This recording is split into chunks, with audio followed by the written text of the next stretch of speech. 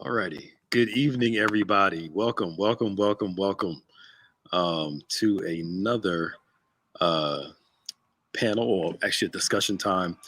But we're talking about finances tonight, and we're going to go over some uh, great topics for you all that we believe will help you um, during this time.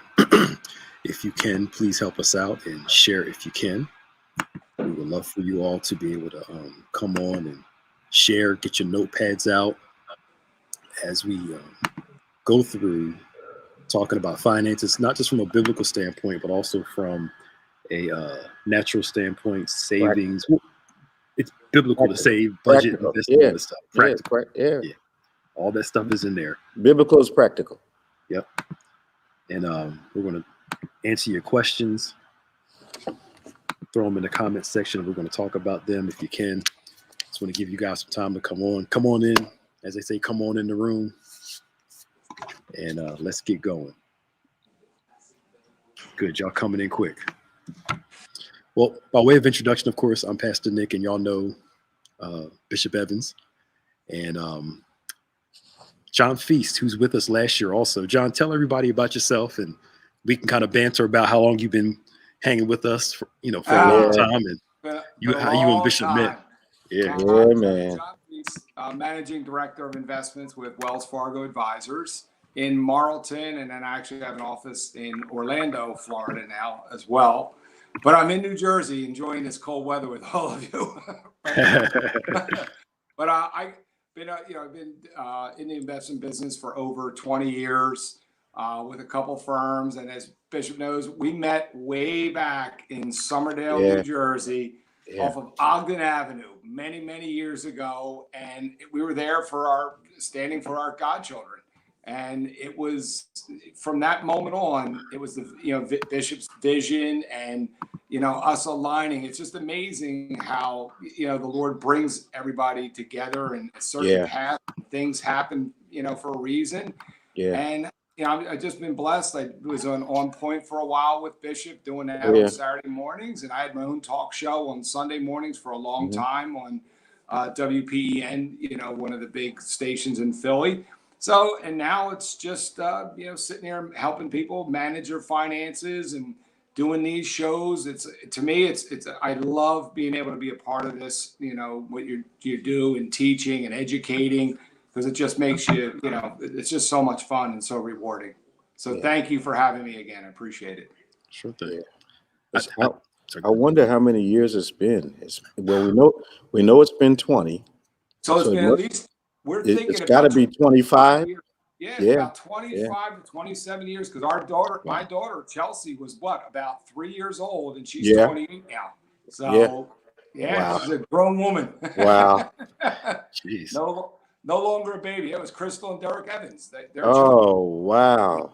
Brandon and Brianna. So, Yeah. yeah, it's been a long time. And I said, My goodness. yeah, love it. Time flies. I'm trying to tell you, man. Oh man. Wow. We've Yeah. been to some crazy market events. Yeah. Speaking of which, can you explain in layman's terms what's happening with GameStop?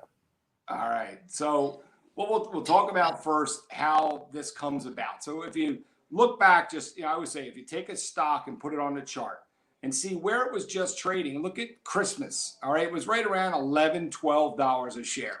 Yeah. Now, as we all know, if we remember, some of you may remember Blockbuster.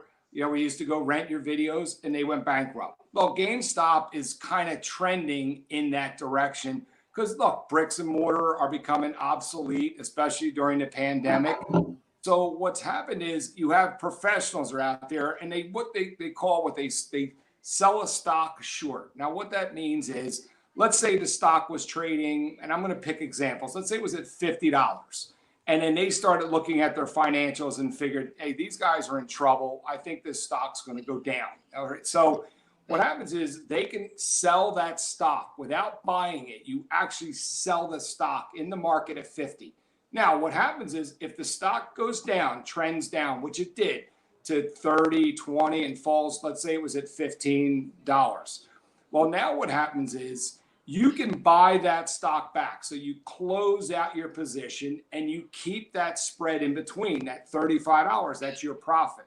Now, what happened with GameStop using like the Robinhood and momentum traders and Reddit and all these different chat rooms that are out there, these guys decided to gang up against what they calling Wall Street. It's just like, big thing against it. But it's been going on for many, many years that these professional guys just do it. They make money to the downside as you can make money to the upside.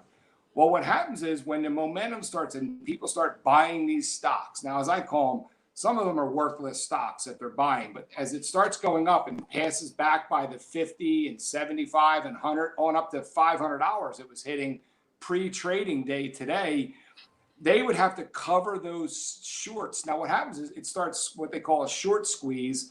It forces these guys to go in and they got to cover that because they have an open position that they could lose endless amount of money. And these guys they have to cover the gap, is what you're saying? They got to cover that gap. So now if the stock's at 200 and you sold it at 50, you got to buy that back at 200. You just guaranteed yourself a loss of $150. Wow. Error. So now you have that momentum. You got the people buying it, the people running to get out there and, close that spread, to buy back that position. All this is coming together at one time. Now, I always tell people, be careful what happens out there. These guys are trying to beat Wall Street. What you're going to do is the regulators are going to come in and set some type of precedence. I mean, people are holding stocks, I'm not kidding, seconds. Like they're buying it, at 200 and selling it at 205 or 210 or 220. I think what they're going to do is put regulations where you're going to be forced to hold a trade for at least a day now. So to make sure it's paid for and everything else. So it's been unbelievable. They've been hitting stocks like Bed Bath Beyond, AMC movie theaters. Another one, some of these like KOSS was another one. They're just wild swings. I mean, even after hours tonight, GameStop today closed at 193. Now, remember, yesterday was at 500 at some point during the trading day. Oh, wow. Right now, after hours, it's back to 317 again. So it's up another $123 after hours in after-hour trading, which closes around 8. It's just, so these are the kind of things that then people start getting sucked into. And what will happen is someone's going to buy that stock thinking they're going to make a quick score. And sooner or later, if the regulators step in, that stock's worth $12. There's a reason it was trading at $10 to $12. Even prior to that, it was down to $4. But again, it's one of these things, when you buy stocks, you try to look at the fundamentals. I know I get people think it's easy and make a quick score. And that can be the most dangerous thing to beginning investors is if you make a lot of money real fast, you don't understand how the real world is really working out there. Like a great company is Apple. Apple had unbelievable earnings yesterday. Many of us are probably on, an Apple device of some type, and their earnings were incredible across the board, and that stock was down today. But yet GameStop, that has negative earnings, was up hundreds of dollars. So there's a total disconnect right now, and you got to be very careful. So in that context, you can't play the short market or the short strategy without having money available to cover the gap. Correct. You have to be able to buy that. You got to be able to close that out, and it can be an unlimited loss. Wow. Yeah, I think, but a lot of guys make money playing stock short. Absolutely. So you can make money shorting stocks, and anybody can do it because what you're doing is borrowing the stock from an institution. The problem is right now there's more borrowing than there is actually stock in the company. Like there's not enough float, as we call it, out there to even cover it. It's out of control right now. I don't know what the only thing I heard is that Robinhood is going to ease some of their trading because today they stopped it, and that's why the stock got hammered. But I heard that they're going to, and I think it's to let people get out of this thing tomorrow because I got a feeling regulators are going to get involved sometime really soon, if not over the weekend. What's Robinhood? It's an app. It's like one of these apps, like a trading platform where people can just buy, they can go on their devices here and just go buy themselves 2 shares, 5 shares, 8 shares. It can be a great opportunity for people, but they're using it improperly right now. Like they're trying to attack hedge funds is what they're trying to do. So bottom line is you can buy fractions of shares. Like if Apple's trading at $140, but you only have $100 to spend, you can buy a fractional share through companies like Robinhood or Acorn, and they're just apps where you're able to buy different equity positions. And then if there's a spike, you can make some money on that small investment. I Yep. saw You I can saw a see guy yourself. today who said he went into the GameStop with a $35 investment. He said within hours that had turned into $1,500. Oh, it's Yeah. crazy. And he said he took everything out but the 35. Yep. Good. And said put that aside, and he said we're just going to see what the 35 is going to do again if it does anything. I say right now it's gambling. This is not investing. This is gambling, and it's not even a calculated gamble. I mean, you're not in control of this. Like this is here. There's no valuation that can even justify this at this point in time for this stock. I mean, they just don't have the earnings to justify this. So it is. So I guess the question is, John, who are they going after next? Well, that's what they're trying to determine through these sites, and I don't know how they're going to put a kibosh on that. Like last night, Reddit shut down that site for a little bit. They actually shut down that thing, and look, regulators at some point in time are going to come in and I think fix a lot of this or put seatbelts on this because it's out of control. So. Because I heard one company lost $13 billion from this. Yeah, hedge right? fund. Yep. Another one, but here's my question, and I'm trying to see this from both sides, right? Mm-hmm. So the people are only doing what Wall Street's been doing for years. Correct. Yeah. And Wall Street is mad that they're the ones on the negative side. So I hate to use this phrase. They're used to screwing the people, but now they got screwed by the people. Look, I never have invested in hedge funds. I'm just wondering. That's what it seems like to me. Yeah. I'm not saying it's right, but I've personally always had an issue with hedge funds. Again, being a guy in the investment business, I don't own any. I don't have any for my clients. I always say to them, if you want it, get it on your own. Because I look at it this way: they charge 2% asset management fee, and then they get 20% of the profit. So that's why these guys have these giant, like $100 million boats, floating in the Bahamas and things like that, because they make so much money. Think about it. If they were on the other side of that trade and they made $13 billion, they're going to keep 20% of that gain as their management fee. So this has been going on for years, and it's big. This is no joke. Like, this is real big money. And to them, losing 11 billion, 12 billion, it's not going to cripple them. It's not the end of the world. No, they're going to make it back some other way. And, I'm sure. But I don't know if you want to. And I said this has been going on for many, many years. People, you bet that the market will go up. You bet the market not even bet. You invest that it's going to go up. You invest that it's going to go down, because even good companies can go down. Like someone, if they shorted Apple today, could have made money, and that would be, just saying, hey, sometimes after their earnings, even when they're good, the stock has a habit of falling back for a few days. It's just like a pattern that some of these stocks get into after they put out their earnings report. And theirs was incredible across the board. It was one of the highest quarterly revenues in history. So and the stock went down, which makes no sense. When you say losing billions is not a devastating loss to a lot of these hedge fund guys, I know some years ago they were saying that $1 million was the new 100,000. Yep. Is a billion now the new 1 million? Yep. Yes, it is. Okay. Yes, it is. Okay. Yeah, because if you look at some of these, hedge funds, they have hundreds of billions of dollars, and they're always, like they'll put investments on probably the oil industry, because remember when oil it was negative prices per barrel in March and April. Oil was negative. So now it's back up to $50, $52 a barrel. they made a lot of money on that side of it going long the market. So they were in the right direction on that trade.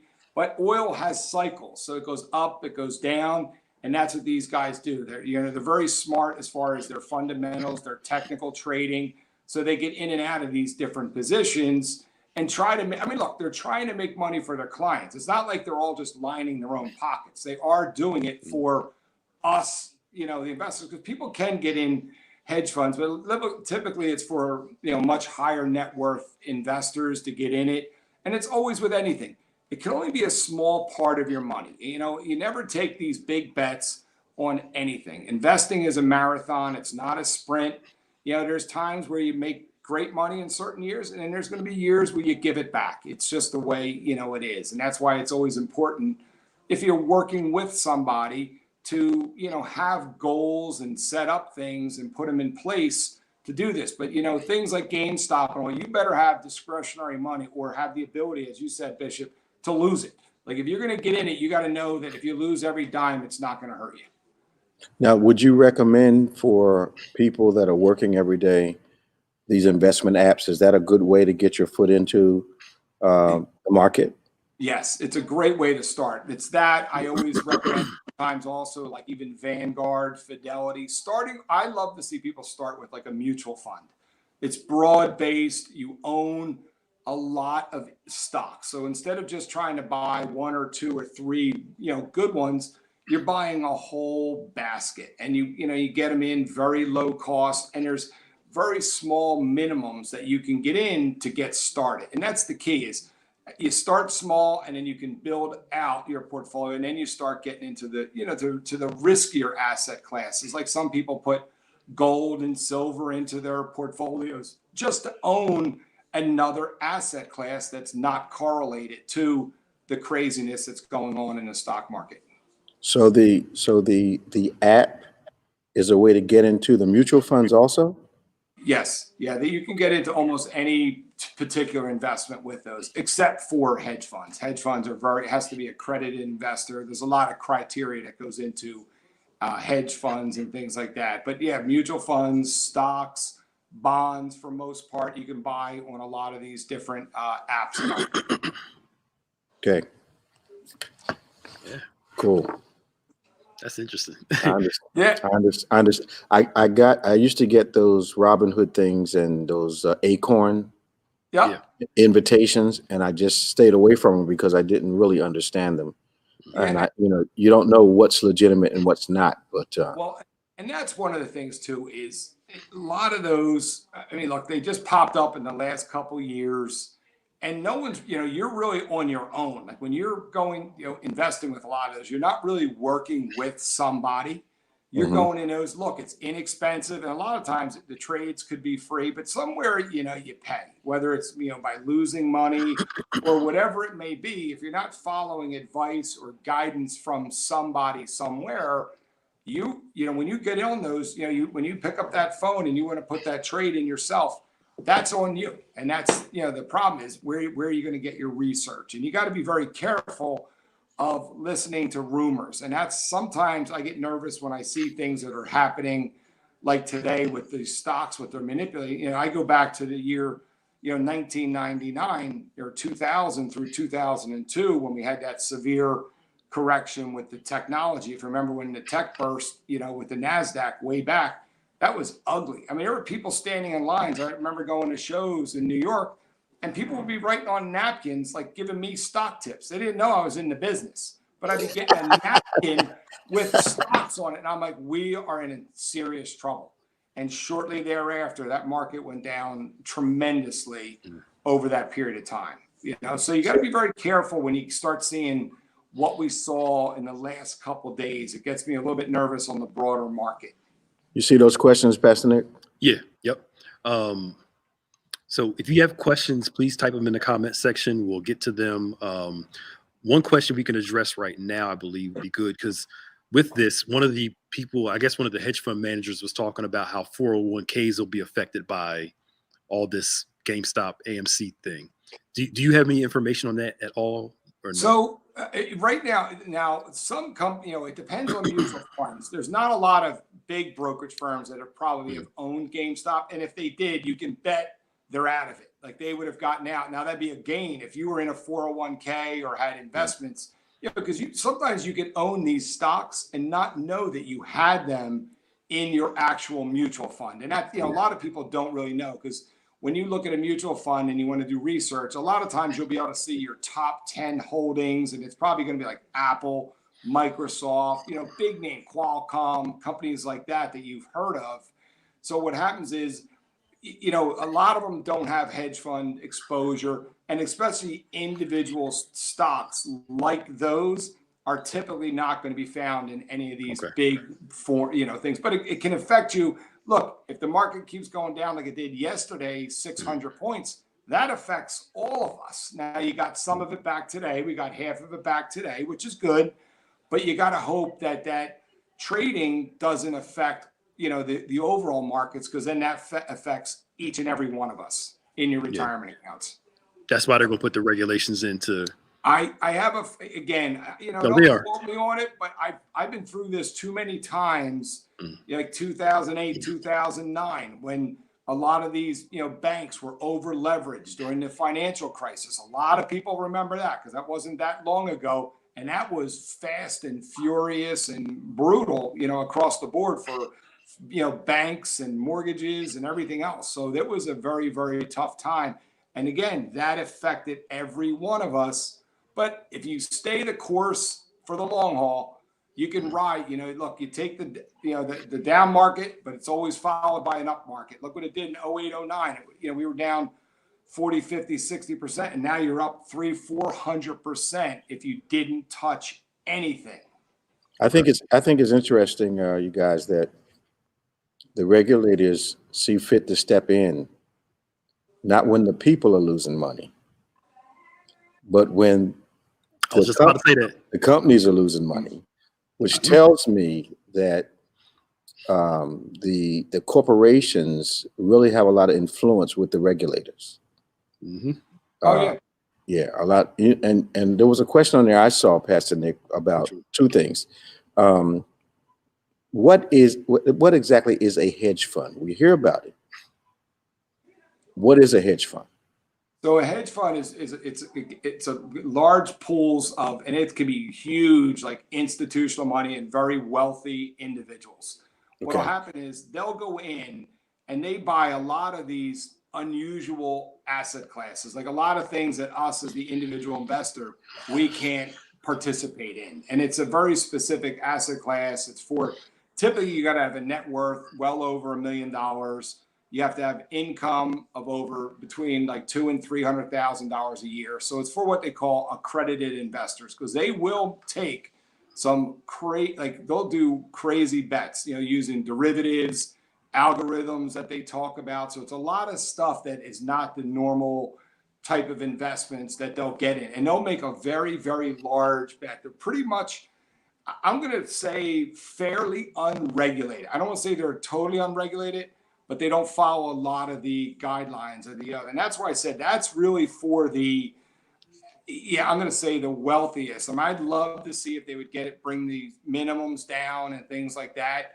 But I personally, I just don't like, because I just see how these guys live and how they act. A lot of them are very pompous. Like I personally like I was listening to Mark Cuban today. It was on CNBC, and he's very much for like this whole movement that went against these, I don't want to call them Wall Street guys, because I always say, I don't know if people consider me Wall Street or not. I mean, I manage money for a living. I live a very good life, a very humble, very appreciative for everything I have, live a clean, religious life. And these guys, they're out there to make money. They're out there to make money for their, their investors. And bottom line is, they're making a lot of money for themselves. I mean, you make, 10, 15, $20 billion.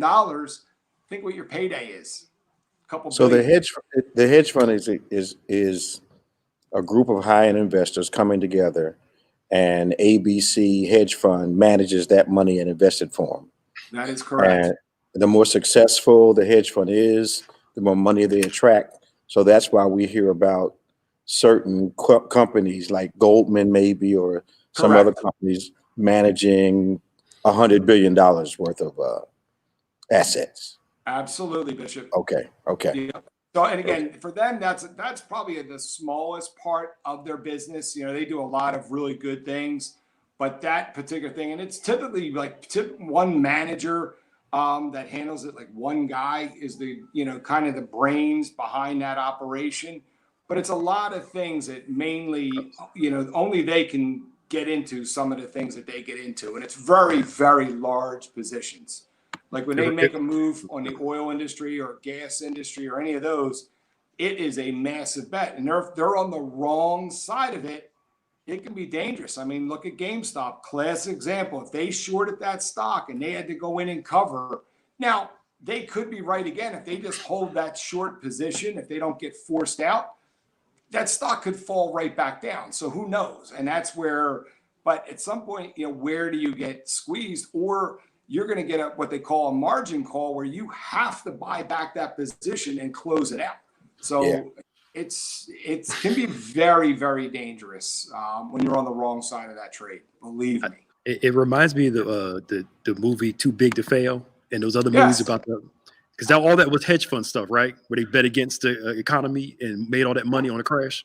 Well, a lot of that was like a banking. What happened was banks were getting over leveraged, and they were just packaging up, as I'll call it, loans, but they were like leveraged like 40-1, which is absolutely ludicrous. And that's why now with banks, and Bishop, with you having the banking background, as you know, their reserves, they had to put so much more money now in reserves to shore up the financial industry. And that's why when I saw what was happening this year with the pandemic, heading into March, I knew that this was different than 2008, 2009. That was an absolute global financial crisis. This here was more of when we were ordered, to close things. It's like, wait a minute, oh my God, what's happening? And that's where the market overreacted. But then when you have people starting to sell, and if they buy stocks on leverage, like borrowing money to buy more stocks, and that as the market's crashing, you've got to pay those loans back. So that's why the market crashed so hard in March. And as you see now, though, if you stayed the course, the markets went up tremendous past that.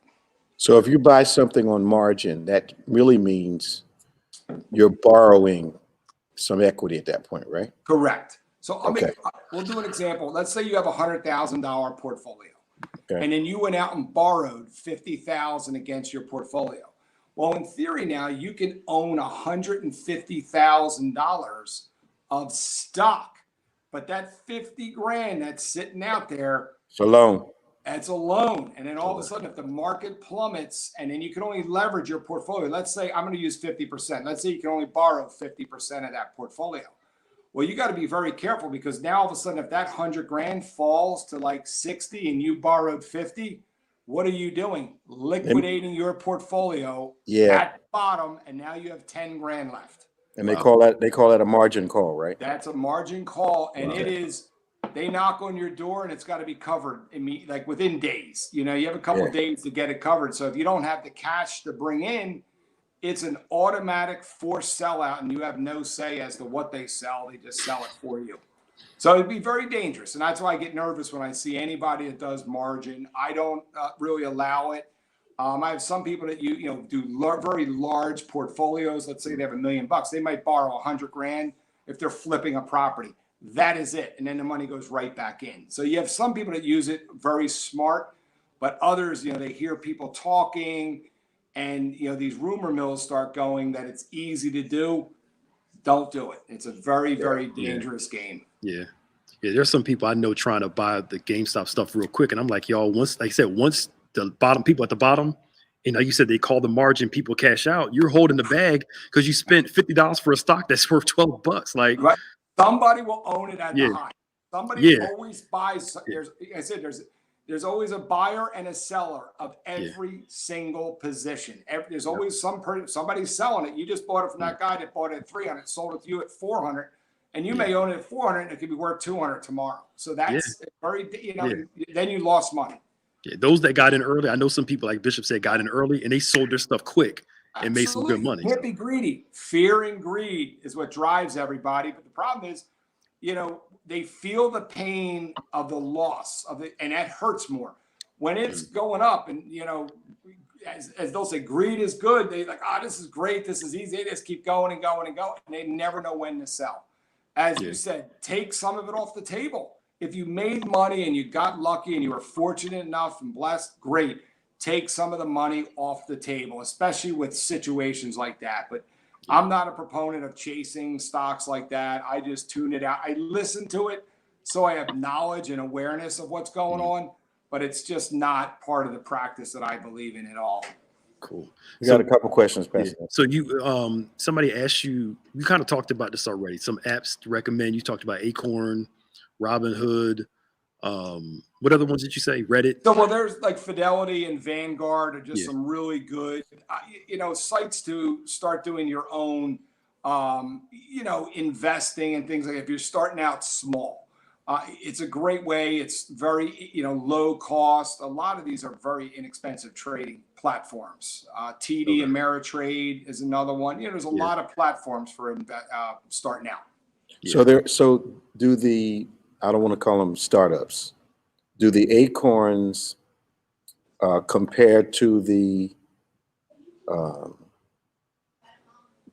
Schwab's in what they can do? I'm going to say no. This is more of it's more of a trading platform, Okay.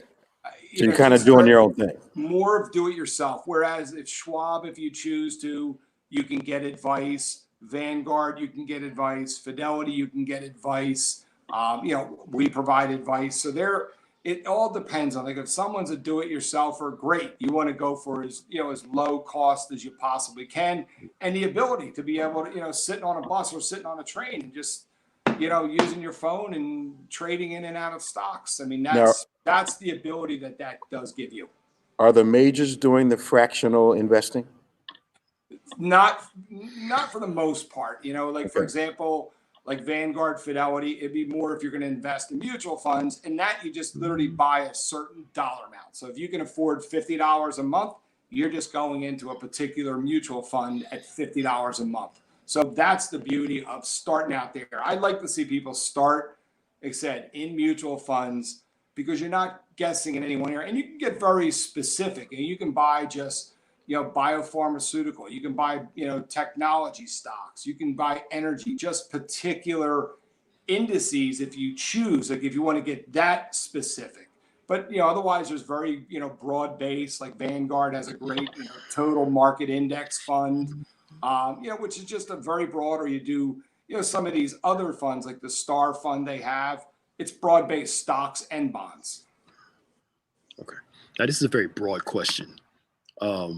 What's a good diversified portfolio? So again, it's always a trick question, because it's age based, it's risk based. It all depends on what your needs are. So let's just say, for example, let's take a 40-year-old.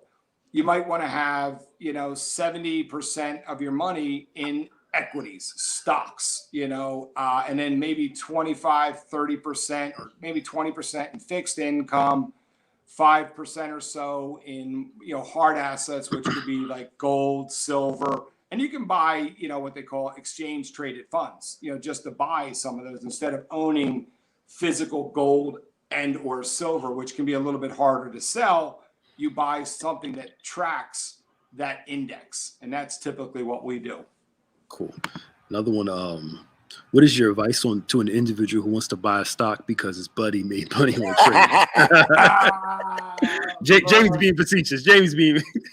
No, but it's funny because sometimes it does happen, or they bought a stock and they own it high, because misery loves company. You will find that in our industry. Somebody that made a mistake, they're trying, because guess what? Now, if you buy it, maybe it'll prop it up a little bit. So you got to be very, very careful, because your friend should have told you about it when he got in on it and not after he already made money. And that's what you got to be very careful of. And then sometimes it's a matter of timing. I mean, your friend got in at the right time, you get in and go buck. It's just. Look, GameStop's a classic example right now. It is. That is dangerous. And I don't know where it's going to end. I know it's going to end probably somewhere with the stock trading pretty much where it was when this all started. So that it's very dangerous. Be very careful. Anybody that's listening, just be very cautious. This is a question a lot of people have about cashing out. So you sell your stock, you cash out. Does it go like right into your bank account, or is it or is it in like an investment account? How does that work out?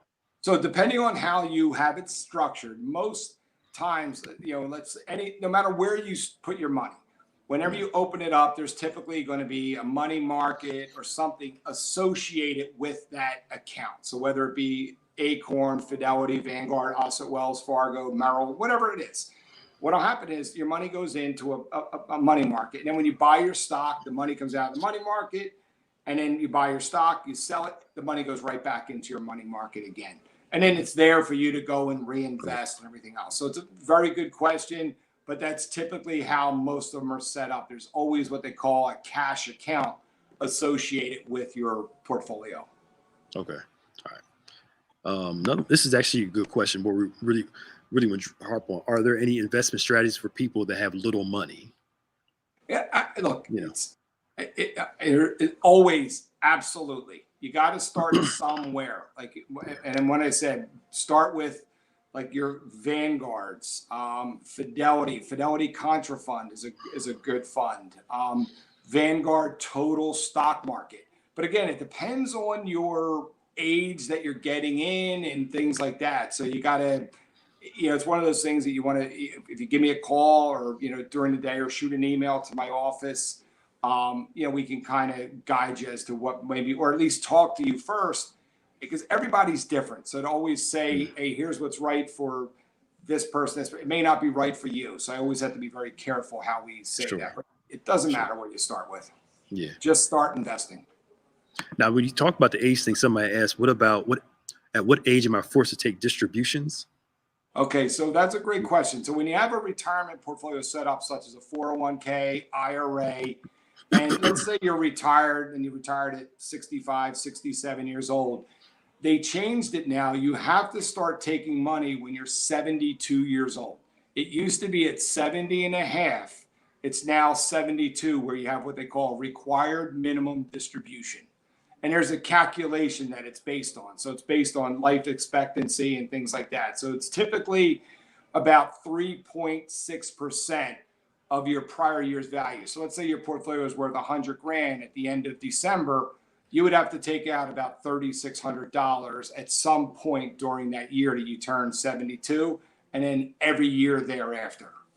Well, why do they force you to take the money out there? It's just a required minimum. That's something, I think what they did was it tried to allow the government to plan for more tax revenue, because as that money comes in, they know when you get to a certain age, that money has to come in because you never paid tax on it. So it's more of budgeting type purposes. And, some of those may go up, under the new administration. There's been talk that they may raise taxes. So your bill could be higher going forward than it was, recently. So it just depends. The government always has to get their money, right? That's basically what you that's what you say. That's truly what it was for, because some people don't need that money. Yeah. And it's a way to allow to get some of that back into the system, very calculated. And it's actually very smart. I'm actually glad they did it, but I'm also glad they pushed it out to 72, because some people, don't want to, start taking their money. And then this past year, like in 2020, you did not have to take a redistribution this last year. They let everybody in the country have a pass due to COVID. The CARES Act they put in, it gave everybody a 1-year opportunity to not have to take any money out. And so, which was great, because if you lost money in the market, at least you weren't taking money out when the markets were falling. So it was actually a very nice thing that they did this past year. So I have a question. So say, for instance, like Robin said, you make some money. You decide to take some of it off the table. Yep. What is the next thing you do with it? Where do you put it so you're not being devoured in, 65% taxes or whatever case may be? Well, so unfortunately, if your money, if it's not in an IRA, because I always tell people, if you're going to do short-term trading, a lot of times I like to see them put it in an IRA, because every time you make money on that money, you're not going to pay taxes until later on when you take a distribution. But each time you go in, and let's say it's just with, money you have sitting around, and you want to put 10,000 in the market, all of a sudden it's worth 15,000. Well, if you did that in a short term, less than 1 year, you're going to get taxed at whatever your ordinary tax rate is. So if you're in a 20% tax bracket, it'll be 20%. If you wait 1 year, it's a long-term capital gain, and a lot of those are around 15%. Again, there's talk that they could move the capital gains rate all the way back up to where your current income is. So you got to be very careful. I always like, if you're going to do short-term trading, do it in an IRA where you're not worrying about every single time you make money, because otherwise every single time you capitalize and take your profits, that is a taxable event. So you could keep getting taxed on that same money over and over and over and over again. So is that a disadvantage of an IRA, that you can't treat it like a savings account? But right. So an IRA becomes, it's what I call less liquid, because if you do take it out of there and you're under 59.5, if you withdraw it, you're now going to be subject to a 10% early withdrawal penalty and taxes. So you have to always say, if you're going to make a contribution to an IRA, which can be a smart move, you take a tax deduction for that. But now you've got, every time you make money in there, you don't have to worry about any of the gains until later on when you take that money out. Hopefully it's past 59.5, and then you just pay your regular tax rate. Interesting. So that's, to me, it's an advantage. It's tax deferred growth versus taxable, income. Yeah. But you wouldn't want to use an IRA to get into a stock, see a stock, buy it, take it out of the IRA. You wouldn't want to do that. No, you can leave it inside the IRA. So you can, when you open up your account, you can open up as what they call qualified account. So you can just make your deposit right in there. Go buy your stock, whatever you were going to do. If you bought GameStop, think about that for a minute. If you bought, 100 shares or 1,000 shares at $12,000 in December, you could have just sold it for $350,000, and now your IRA went from 12 grand to $350,000, and you didn't pay tax on any of that until later on in life when you need that money. So there's where it's an advantage to get some of it into an IRA, and that helps build long-term wealth as well. Cool. So now we talked about this a little bit last year. Forex, Bitcoin, cryptocurrency. What are your thoughts on all of that? They say it's the wave of the future. They say it's going to be the future. It is. And it's one of these areas I'm not going to pretend to know everything. I know of it. I tell people it's another one that's so unregulated, and that's where they're trying to get their hands around that as well. Because think about what is it? I mean, no one really knows what Bitcoin is. I tell people, try to go out there and buy the software companies, the ones that build these, the blockchains that do the stuff for them. They're the ones that you want to go out there and try and buy. And there are going to be some exchange traded funds, some ETFs that are going to be coming live really soon for Bitcoin. So you're not having to go out there and try to buy it yourself through, the coin bank or whatever they call it to go out there and buy your coins. You can actually do it through an exchange traded fund. So some of those are coming, or what we call artificial intelligence, those type of stocks. Look for the ones that build the platforms for these guys to trade on, because they're the ones that you want. Because I've seen Bitcoin all over the map. It was at 20,000, a year and a half ago, fell all the way back to like 6,000, then went up to 40,000, fell back again in the mid-20s. It's crazy. So it's another one of those unregulated areas. I don't know how much bigger it's going to be, how many other places are going to start taking. My problem is you don't know what you own. When I buy a stock, I know what I own. I know why I own it. When I sell it, I know where the money goes. I don't know where it is. Bitcoin's just one of those. And maybe if, we had somebody out there that had more expertise, it'd be great. It's not an area of my expertise. I don't own it. I don't play in it. I just buy companies. I buy stocks that build the platforms for it. Because my thing is, who started it? Like you said, what's backing it? What how does it work? I get more nervous of that one because of money laundering. That's how, I just think that it's an area, because there is pretty much, at least hedge funds, we know what's going on in there as far as the investments and how they get there. Bitcoin is just so crazy how it's out there, and what it is that you're mining these coins. Like, well, where is it? Like, can I physically walk away? Like, if I bought gold, I know where the gold is. I can have the coins. I can have the silver. I can buy silver bars and gold bars, and I know I can go sell it. I don't know what you do with the coin, like those, so it's all electronic stuff that I just don't see good things happening unless we figure out. I mean, in other words, how they don't even know how to tax it right now, because it's hard to track even when people are buying and selling that. For some reason, it's just been tough for the regulators to get their hands on, or even the IRS. I had somebody try to introduce me to Forex. Yeah. And then I did the research on it, and I realized they were trading in what do you call it when you do you take chances on the price of fruit going up and down? Futures. Okay. Yep. Yeah, futures. That's another one. But a very risky thing to do. Oh yeah. But their money was being made. Yep. Based on the materials they were selling you to study up on the futures. So it was a sophisticated multi-level marketing scheme. Wow. And you bought some study material for $500, and then you got some other people to buy some study material for $500, and you were building this organization under yourself. And of course the money's going up because everybody's selling these Forex packages to teach you how to do futures. Right. Because futures for an amateur, you lose your shirt. Oh yeah. And that's I always say that's a lot like what we were talking about earlier.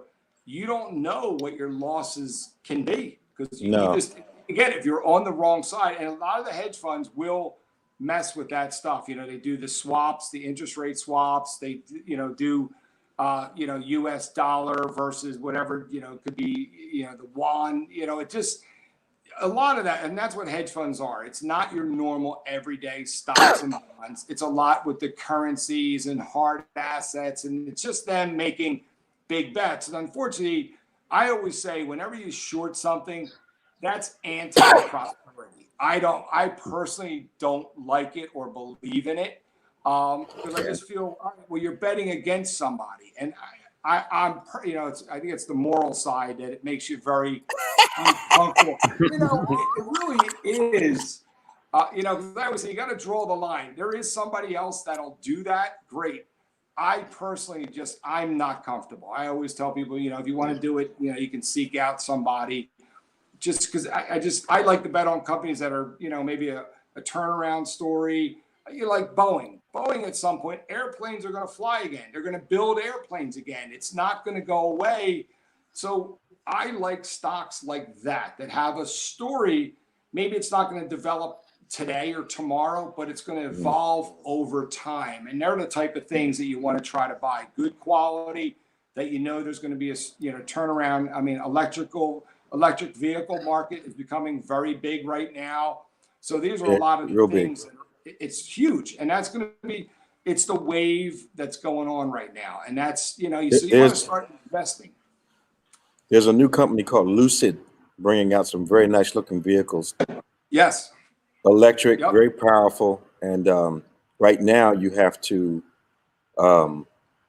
reserve a vehicle, because they haven't really started producing them yet. So you got to reserve one. So they're basically, order it, and we're going to do them on demand.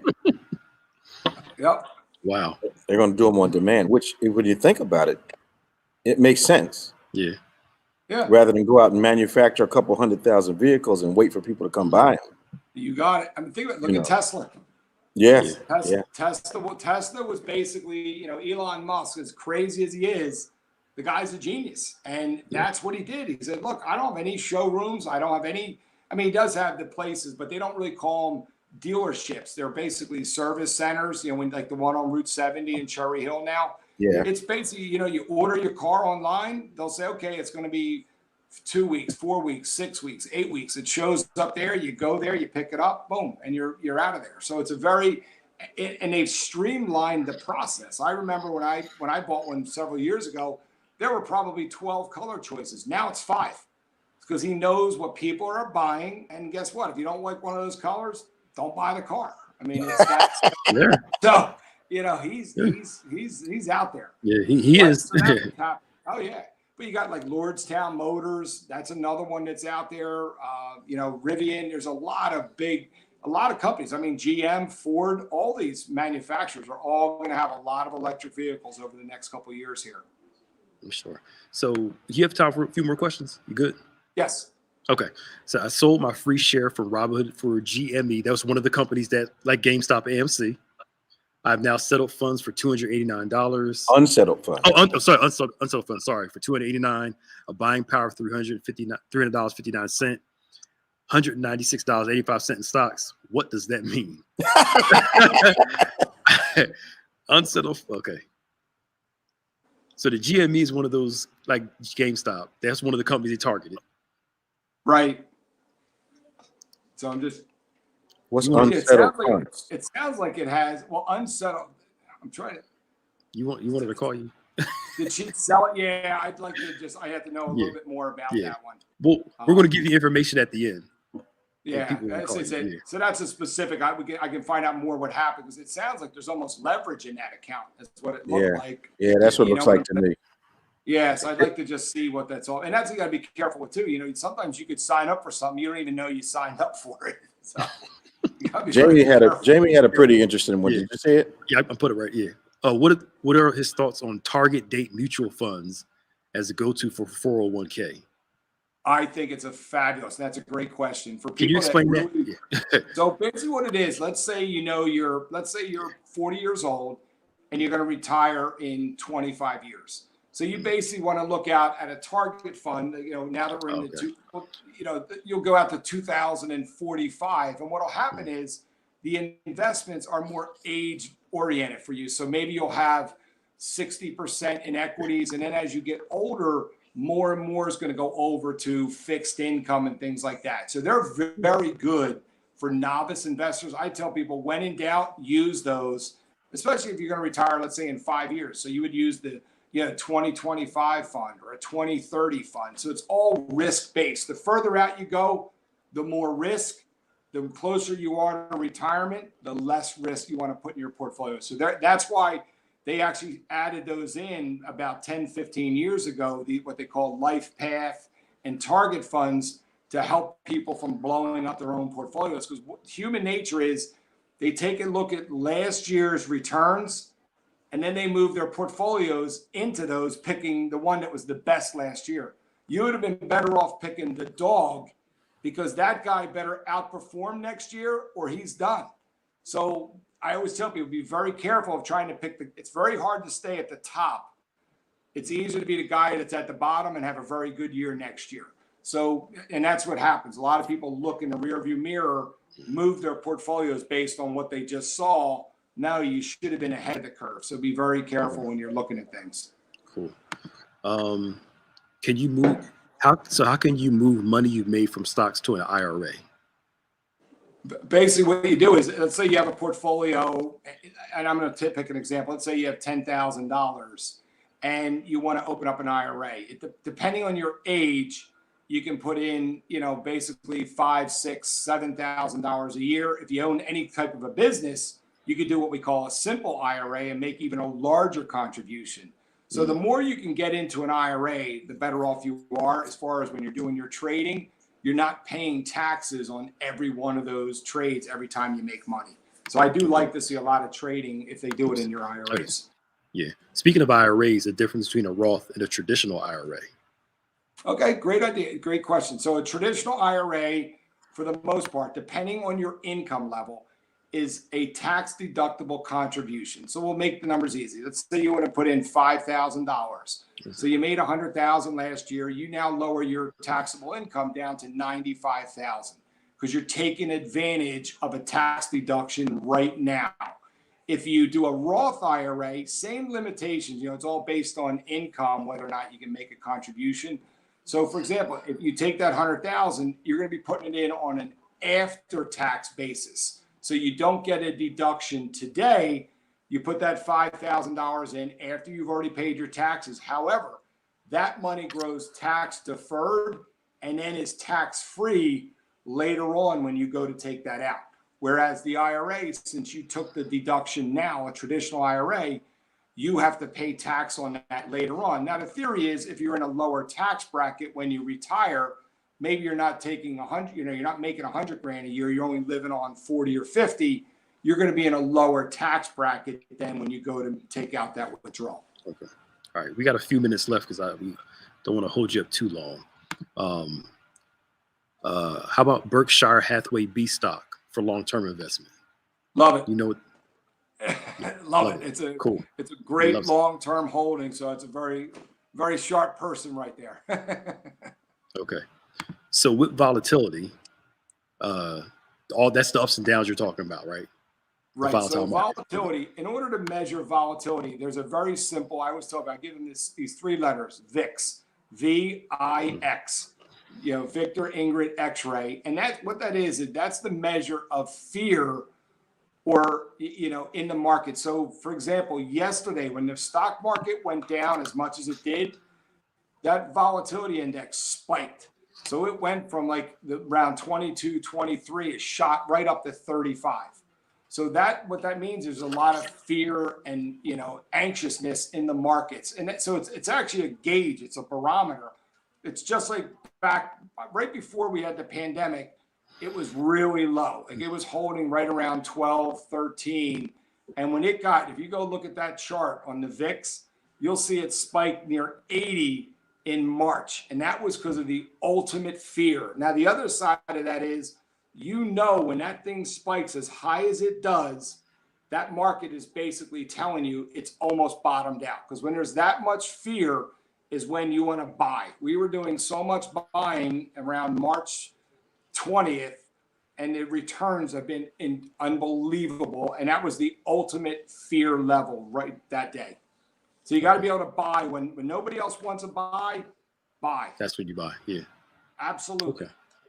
Now, this person may need to call you because they're getting specific. So say someone has an income of 300K with $1 million in retirement, 200K in corporate options, with a tax shelter with forced distribution. Are there options to defer or avoid taxes other than forced retirement? Accountants aren't helping. Okay. Yeah, let's definitely take that one off. You know, I would like to talk to that person. Yeah, just so I understand like the stock options and things like that better. I need to see what type they are. Yeah, it's do me a favor. What number should they call you? I'm gonna put it in the comments and the email. Okay, so the email address would be my name, John, John, period, Feast, Feast, at WFA for Wells Fargo Advisors, WFA.com. Okay. And then the phone number would be 856-988-4266. Okay. Because this way we can get real specific in, you know, each individual specific situation. I said some of the questions are great, and others, you know, I want to make sure I answer it properly. I don't want to just take a shot at it. So I'll ask you a question. So today they were President Biden is going to try to order about 200,000 more vaccines, right, before the fall. So somebody did the numbers. Now this is a roundabout number that each vaccine is around, like, say $20 per vaccine. So that's $40 per person. That's 200 million vaccines. I mean, 300 million people at $40 a pop that Pfizer and Moderna are looking to make within this year time frame. Yep. Is that, I don't know what their stock price is. Is that like does something like that up their value? Because I mean, that's a huge 300 million times 40 is a lot of money. You know what's interesting? If you go look at the two stocks, like Moderna's, which the symbol is M as in Mary, R as in Robert, N as in Nancy, A as in Apple. And then you look at Pfizer, which is P as in Paul, F as in Frank, E as in Edward. If you look at Pfizer, it's barely moved. And they've been around a long time, and they've got a lot of drugs in the pipeline. They pay a great dividend.